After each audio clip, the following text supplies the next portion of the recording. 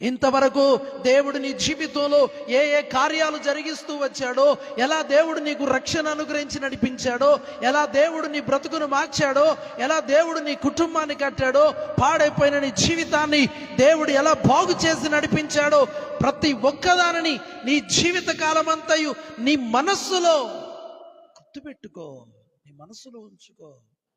లేకపోతే నువ్వు కొన్ని మర్చిపోయినటువంటి వాటిని దేవుడు సేవకుల ద్వారా జ్ఞాపకం చేస్తాడు. వాటిని గుర్తు చేసుకో. గుర్తు చేసుకొని ఏం చేయాలో తెలుసా? నీ పిల్లలకు వాటిని నీవు నేర్పించాలి. గట్టిగా హల్లెలూయా చెప్దామా? వారు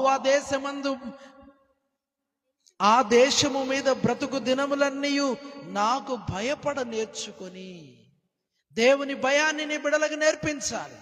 కానీ మనల్ని ఏం చేస్తారో తెలుసండి? ఇదిగో పిల్ల వస్తుంది, దానికి పట్టిస్తాం.